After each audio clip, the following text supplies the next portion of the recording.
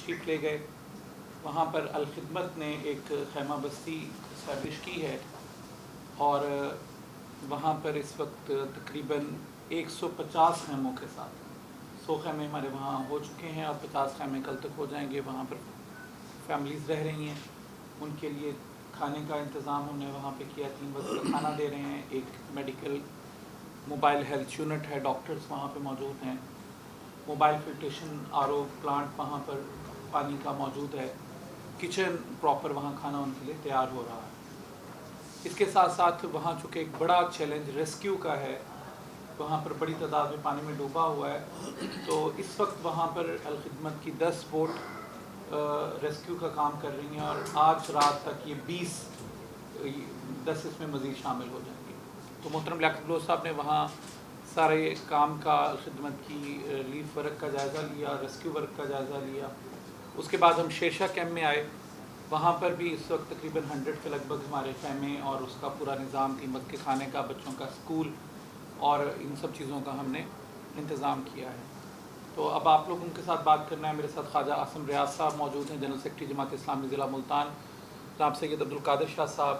صدر الخدمت فاؤنڈیشن ضلع ملتان ہیں, اس پورے جو ہمارا خدمت کا کام اس کی نگرانی کر رہے ہیں. جناب حافظ اسلم صاحب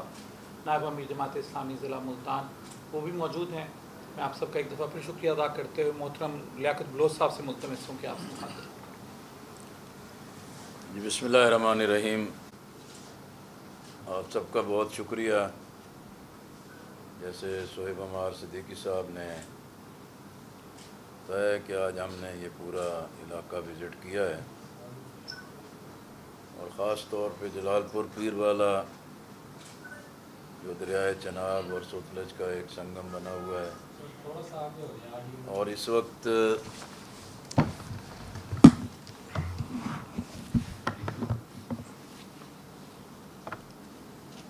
بہت بڑے پیمانے پر پانی کی وجہ سے ایک بڑی تباہی ہے.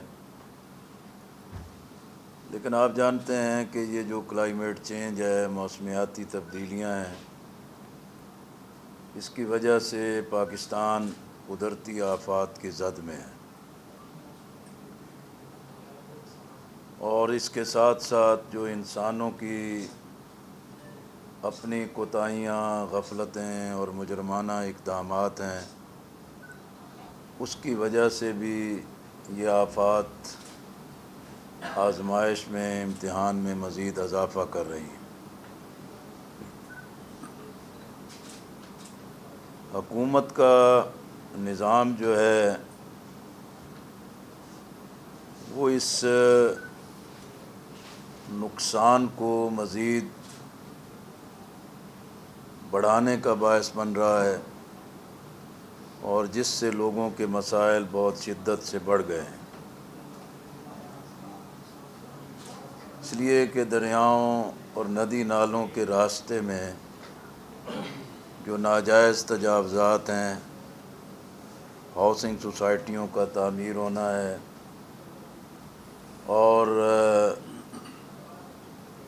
ناجائز بنیادوں پر جو تعمیرات ہوتی ہیں, اس کی وجہ سے جب 5 سال 10 سال کے بعد سیلاب یا پانی کا ریلا آتا ہے تو براہ راست انسان بھی متاثر ہوتے ہیں اور عمارتیں بھی تباہ ہوتی ہیں. اور یہ کام کوئی افراد انفرادی طور پہ نہیں کر سکتے. جب تک کہ سرکاری سرپرستی نہ ہو, محکموں کی اشیرباد نہ ہو, اور بنیادی طور پر سب سے بڑا رول جو ہے وہ کرپشن کا رول ہے,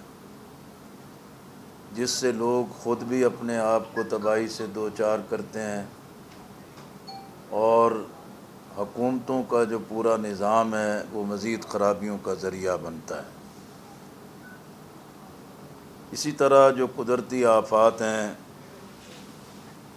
یہ ایک آزمائش بھی ہیں, امتحان بھی ہے, اور تنبیہ بھی ہے, اور اللہ کی طرف سے گرفت بھی ہے. اب انفرادی طور پہ بھی اللہ سے رجوع کی ضرورت ہے, اجتماعی طور پر بھی جو بڑی تعداد میں لوگ متاثر ہیں ان کے لیے دعا اور اللہ سے توبہ اور استغفار کی ضرورت ہے۔ پھر پورے نظام میں جن خرابیوں کی وجہ سے پاکستان بھی بدنام ہوتا ہے اور عوام کے مسائل اور مشکلات بھی بڑھ جاتی ہیں، ان ساری غلطیوں کو ختم کر کے اثر نو مستقبل کے معاملات کو طے کرنا ناگزیر ہو گیا ہے۔ حالیہ سیلاب جو ہے اس میں شدید بارشیں بھی ہوئی ہیں، گلیشیئر بھی پگھلے ہیں، بھارتی آبی دہشت گردی بھی ہے، اور اسی طرح بھارت نے ستلج میں، راوی میں، چناب میں جو پانی چھوڑا اس کی وجہ سے بڑے پیمانے پر نقصانات ہوئے ہیں، اور اہم ترین معاملہ یہ ہے کہ جنگلات سکڑ گئے ہیں، اور جنگلات کی جو ناجائز کٹائی ہے اس کی وجہ سے بھی یہ گلیشیئر پھٹ رہے ہیں، تودے گر رہے ہیں، اور جس کی وجہ سے ایک بڑے پیمانے پر موسمیاتی تبدیلی میں یہ تمام چیزیں جو ہیں وہ ایک منفی رول ادا کر رہی ہیں۔ ان سیلاب اور ان پوری طوفانی بارشوں میں تقریباً 24 اضلاع متاثر ہیں، اور 8 شہروں میں اربن فلڈنگ ہوئی ہے۔ دریائے سندھ میں اب پانی گزر رہا ہے، اس وقت تک کچے کا پورا علاقہ پانی سے بھر گیا ہے، اور مزید خطرات وہاں بڑھتے چلے جا رہے ہیں۔ اسی طرح اس پورے معاملات میں گلگت بلتستان میں بھی، آزاد کشمیر میں بھی، اور اس سے پہلے مقبوضہ کشمیر میں بھی اس طوفانی بارش اور ان پانی کے ریلوں کی وجہ سے بڑے نقصانات ہوئے ہیں۔ اب ان نقصانات کا حقیقی جائزہ تو ایک غیر جانبدارانہ اسسمنٹ کی صورت میں ہو سکتا ہے، لیکن یہ بالکل واضح بات ہے کہ انسانی جانیں بھی ضائع ہوئی ہیں، بڑے پیمانے پر فصلات تباہ ہو گئی ہیں، مال مویشی کا بڑا نقصان ہو گیا ہے، لوگوں کی بستیاں، آبادیاں اور گھر جو ہیں وہ بالکل پانی میں بہہ گئے ہیں، اور جن عمارتوں میں پانی گھس گیا ہے وہ رہنے کے قابل نہیں ہیں، اور ان کے وجود کو بھی ہر وقت اپنی جگہ خطرہ موجود رہے گا۔ اسی طرح ان نقصانات میں باغات کو نقصان ہوا ہے، سبزیوں کا نقصان ہوا ہے، اور ہزاروں دیہات جو ہیں یا تو وہ صفحہ ہستی سے مٹ گئے ہیں یا پانی میں اس طریقے سے گھرے ہوئے ہیں جہاں کسی کا رہنا ممکن نہیں ہے۔ ہم نے آج بھی دیکھا ہے کہ جلال پور پیر والا اور اس کے پورے سیلابی علاقے میں کشتیوں میں گئے ہیں کہ اسکول ڈوبے ہوئے ہیں، ڈسپنسریاں جو ہیں کہ وہ ڈوبی ہوئی ہیں، پورا انفراسٹرکچر جو ہے کہ بری طرح نقصان سے دوچار ہے۔ اب ایک پوری صورتحال میں جماعت اسلامی اور الخدمت فاؤنڈیشن الحمدللہ اس کے رضاکار ایک بڑے پیمانے پر کام کر رہے ہیں اور دن رات کام کر رہے ہیں، اور فوڈ کی مہیا کرنا، راشن کا مہیا کرنا، میڈیکل کیمپس کی صورت میں ان کو طبی سہولت مہیا کرنا، بڑی تعداد میں جو بچے ہیں ان کے لیے ٹینٹ سکولز قائم کر دیے گئے ہیں جہاں قرآن کی تعلیم بھی اور جو بنیادی تعلیم ہے اس کے لیے بھی ان کے ساتھ ایک پوری سہولت مہیا کی جا رہی ہے۔ ریسکیو ہے اور ریلیف کا کام ہو رہا ہے۔ اب اس کے بعد اصل مرحلہ یہ ہوگا کہ ان تمام متاثرین کی بحالی کس طرح ممکن ہو سکتی ہے۔ ہمیں خوشی ہے کہ بھی حکومتی ادارے بھی اس وقت کام کر رہے ہیں، فوج اور پولیس کے لوگ بھی ڈیوٹی دے رہے ہیں، اسی طرح دیگر جو ویلفیئر کی تنظیمیں ہیں یا لوگوں نے انفرادی طور پر جو اپنے جو ٹرسٹ یا اپنی ویلفیئر آرگنائزیشنز بنائی ہیں وہ بھی ایک چھوٹے موٹے پیمانے پر کام کر رہی ہیں۔ اس سے یہی معلوم ہوتا ہے کہ لوگوں میں انسانیت زندہ ہے اور وہ لوگوں کی خدمت اور لوگوں کے ساتھ تعاون کرنے کے لیے موجود ہیں۔ مجموعی طور پر جو ہے جماعت اسلامی اور الخدمت فاؤنڈیشن اور ان 24 اضلاع میں جو متاثرہ پورے علاقے ہیں ان میں اب تک تقریباً 2 ارب روپے سے زائد کا جو ہے کہ بھی کام جماعت اسلامی اور الخدمت فاؤنڈیشن کی طرف سے کیا جا رہا ہے۔ لیکن مسئلہ یہ ہے کہ بھی قدرتی آفات کا مقابلہ یہ کوئی ایک فرد یا انسان یا ایک پارٹی کوئی ایک تنظیم نہیں کر سکتی، اور یہ تنہا جو ہے کہ وہ کسی ایک حکومت کا بھی کام نہیں ہے۔ عوامی سطح پر تو ہم صبر کی تلقین کر سکتے ہیں، استقامت کی تلقین کر سکتے ہیں، اللہ سے رجوع کی تلقین کر سکتے ہیں، لیکن اصل مسئلہ یہ ہے کہ حکومتیں ہیں، سرکاری محکمے ہیں، این ڈی ایم اے ہیں، پی ڈی ایم ایز ہیں، یہ سب بڑے دعوے کرتے ہیں اور سیمینارز کرتے ہیں، کانفرنسیں کرتے ہیں، ریزولوشنز کرتے ہیں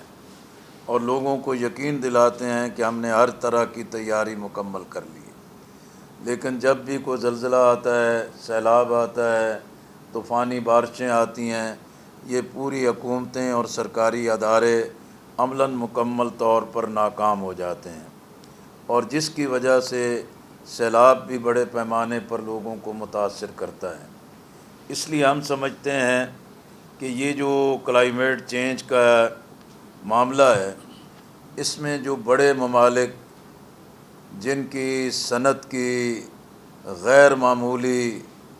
جو ایک زہریلی چیزیں وہ فضا میں پھینکتے ہیں اور قدرتی نظام کو خراب کرتے ہیں،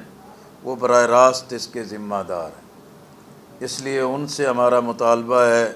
کہ یہ ان تمام نقصانات کو پورا کریں، اور یہ جو لوگوں کے اوپر ایک بڑی تباہی ان کی غلطیوں کی وجہ سے مسلط ہو رہی ہے، اس سلسلے میں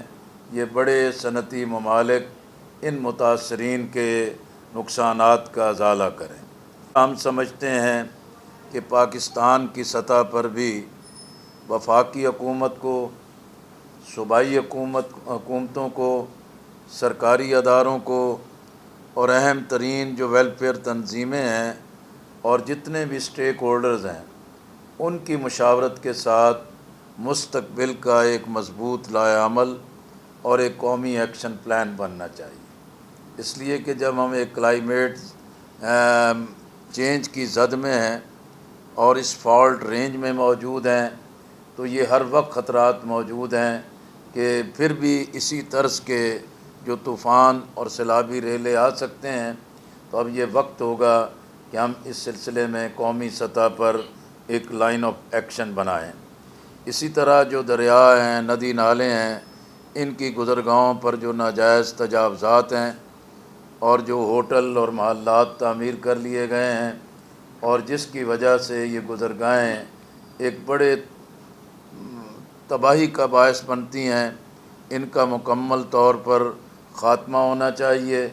اور یہ ضلعی انتظامیہ، صوبائی حکومتیں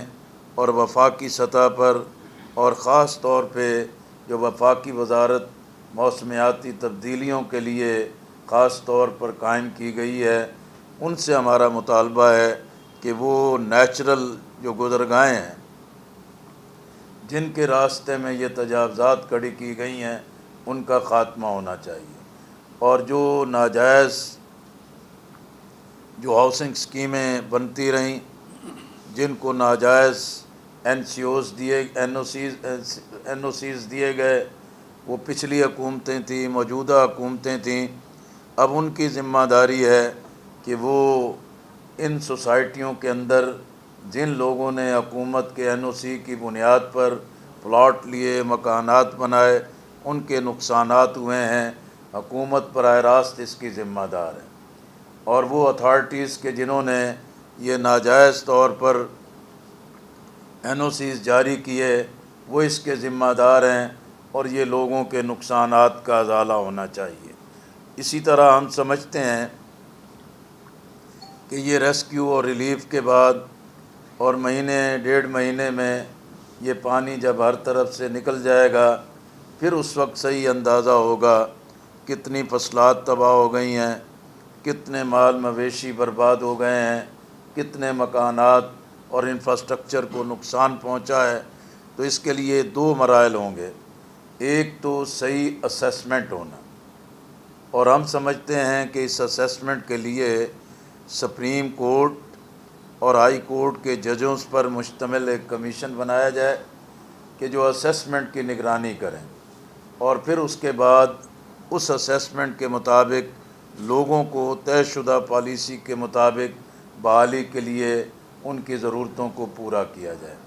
اسی طرح ہم سمجھتے ہیں کہ یہ ایک طویل مدت سے یہ معاملہ تو اسی طریقے سے چل رہا ہے، دنیا بھر سے امداد بھی آتی ہے، دنیا بھر سے تعاون بھی آتا ہے، اور ریلیف کے لیے تعاون بھی ملتا ہے، اور بہت بڑے پیمانے پر سامان بھی آتا ہے، لیکن حقیقت میں جو مستحق لوگ ہیں، متاثرہ لوگ ہیں، وہ اس سے محروم رہتے ہیں۔ جماعت اسلامی نے اسی بات کا فیصلہ کیا ہے کہ انشاءاللہ ہم لوگوں کی بحالی کے لیے ان کے ایک چوکیدار کی حیثیت سے کام کریں گے، اور ان کے حقوق کو غصب ہونے سے بچائیں گے۔ ہم وفاقی اور صوبائی حکومتوں اور سرکاری اداروں کو اس بات کے لیے پورا پہرا دیں گے کہ وہ لوگوں کا مال غصب نہ کریں، لوگوں کا حق غصب نہ کریں، اور ان کی بحالی کے لیے اسیسمنٹ کے مطابق جو پالیسی اور حکمت عملی بن جائے اس پر عمل درآمد کے لیے ہم پوری جد و جہد کریں گے، اور ہمیں ضرورت پڑی تو ہم صوبائی ہیڈ کوارٹرز کی طرف بھی متاثرین کو لے کر جائیں گے، اگر ہمیں ضرورت پڑی تو ہم اسلام آباد کی طرف بھی متاثرین کا لانگ مارچ لے کے جائیں گے، اور 2 ہی مقاصد ہوں گے کہ مستقبل میں ان تمام نقصانات سے بچنے کے لیے ایک نیشنل ایکشن پلان بنایا جائے جس سے ہم ان حادثات سے اور نقصانات سے محفوظ رہ سکیں، اور متاثرہ لوگوں کو جو ان کا حق بنتا ہے ان کی بحالی کے لیے ریاست اپنی ذمہ داری پوری کرے۔ میں جماعت اسلامی کے اور الخدمت فاؤنڈیشن کے کارکنان اور رضاکاران کو شاباش بھی دیتا ہوں، ان کا شکریہ بھی ادا کرتا ہوں جو دن رات اس بات کے لیے کام کر رہے ہیں۔ ڈاکٹرز ہیں، پیرامیڈیکل سٹاف ہے، ویٹنری کے جو ایکسپرٹس ہیں، وہ دن رات یہ کام کر رہے ہیں، اور الحمدللہ وہ اپنی اس دینی ذمہ داری کو اور انسانی فریضے کو ادا کر رہے ہیں۔ میرا خیال ہے کہ ایمرجنسی تو نافذ کرنے کا اعلان بھی ہو گیا ہے، آپ فساد علاقے کر رہے ہیں، یہ تو ایک ہر مرحلے کا ایک مطالبہ ہوتا ہے، آپ ہم سے بھی چاہتے ہیں تو ہم بھی کر دیتے ہیں، لیکن بنیادی طور پر تو یہ ہے کہ ریسکیو ریلیف کا کام ہے، اس کے بعد بحالی کا کام ہے، اور ظاہر ہے فصلات تباہ ہیں اس کی اسیسمنٹ ہونی چاہیے، مکانات تباہ ہیں اس کی اسیسمنٹ ہونی چاہیے، اور اسی کے مطابق حکومت ریلیف دے۔ وزیر اعلیٰ بھی 2 دفعہ آئی ہیں ملتان، اور 3 روز سے 2 وزراء بھی ملتان کے اندر موجود ہیں، تو آپ نے بھی آج دورہ کیا ہے ان علاقوں کا، تو کیا حکومتی کارکردگی اور حکومتی اس سے آپ میں نے تو کہا ہے کہ ہم کوئی بخل سے کام نہیں لے رہیں گے، حکومتیں اب نظر آتی ہیں،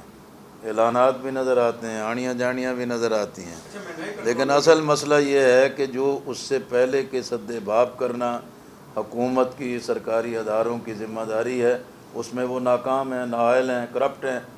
جس کی وجہ سے اتنے بڑے نقصانات ہو گئے ہیں۔ اچھا آٹے کا کنٹرول نہیں ہو رہا، روڈ کا رول زیادہ ہوتا ہے، اس کے علاوہ باقی چیزوں کا سبزی مہنگی ہو گئی ہے۔